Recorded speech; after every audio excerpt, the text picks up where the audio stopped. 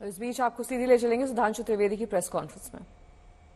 इस विषय के ऊपर ध्यान आकर्षित किया था और जांच में भी आया कि एक दिन में 500 पेशेंट देखे गए हैं। अधिकतम संख्या 533 है, जबकि जो औपचारिक समय है मोहल्ला क्लिनिक का वो सुबह 9 बजे से 1 बजे तक है। अब आप इमेजिन करिए कि 9 बजे से 1 बजे तक 4 घंटे में कितने मिनट हुए? 240। और अगर 240 मिनट में किसी ने 533 पेशेंट देख लिए, इसका मतलब आधे मिनट में एक पेशेंट देख लिया, जिसमें एक पेशेंट का आना जाना, डॉक्टर का उसकी बात सुनना, असेसमेंट करना, जांच का पर्चा लिखना। महोदय, मैं कहना चाहता हूं कि जब त्योहारों के दिनों में बड़ी भीड़ होती है ना, तो आप जाते तो मंदिर में बड़ी भीड़ होती है, इतने सेकंड्स में तो व्यक्ति उस धक्का मुक्की में दर्शन भी नहीं कर पाता है जितने में आपके डॉक्टर ने उसके दर्शन करके रोग को समझकर रोग का निदान समाधान सब लिख दिया। यह है ईमानदारी का नया किरदार। और टेक्निकली मैं पूछना चाहता हूं, यह वो सरकार है ना जिसने कहा था कि हम सीसीटीवी का पूरा जाल बिछा देंगे दिल्ली में? तो मोहल्ला क्लिनिक्स में सीसीटीवी है कि नहीं? और अगर हैं तो उन मोहल्ला क्लिनिक में उस डेट की सीसीटीवी फुटेज दिखाइए कि 533 लोग कहां लाइन लगाए हुए थे। क्योंकि मोहल्ला क्लिनिक तो छोटी छोटी स्पेसेस में है ना, तो 533 लोग अगर आए तो सीसीटीवी फुटेज में होना चाहिए ना। बस यही सब चीजें हैं जिसकी वजह से जांच की आंच से घबरा रहे हैं। और इसमें जो प्रोसीडिंग्स में बात आई है, मैं कोट करना चाहता हूं कि necessary discipline proceedings may be initiated against the project director OLS outsource lab services। महत्वपूर्ण बात यह है कि यह सरकारी एजेंसी नहीं कर रही है, यह सब आउटसोर्स है, यानी प्राइवेट एजेंसीज को जांच दे रखी है। And others of the OLS branch for non-compliance of the directions of the Honorable LG which could have led to the loss of exchequer। यानी अब यह संदेह है कि वहां वो मरीज ही नहीं थे जिनके नाम के ऊपर बिलिंग रेस करके टेस्टिंग करा दी गई।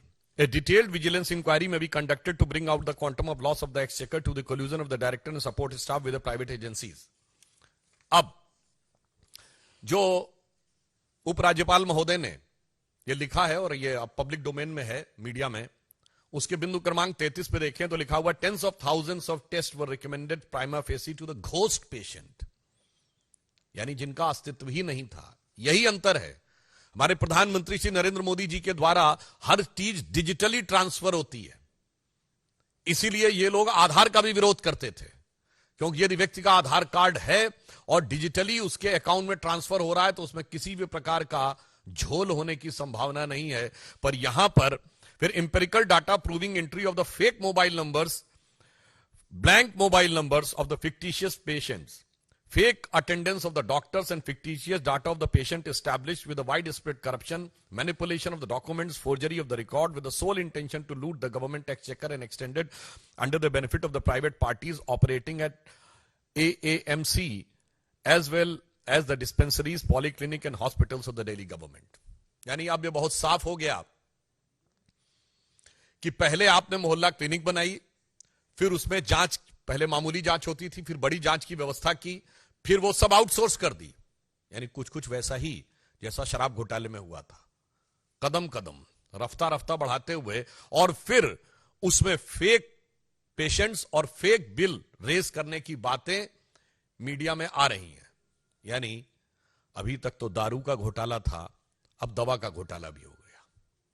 यानी दवा और दारू दोनों में घोटाला करके कौन दिखा रहा है?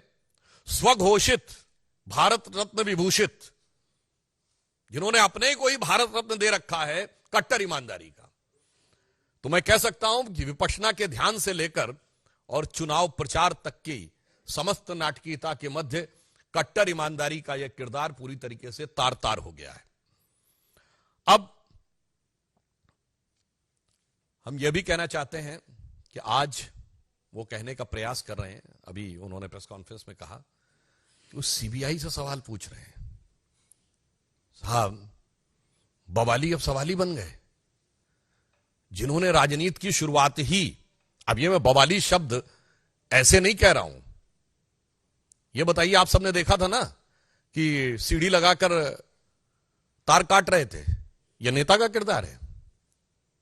26 जनवरी के दिन धरना कर रहे थे, यह जिम्मेदार राजनीतिक व्यक्तित्व का किरदार है।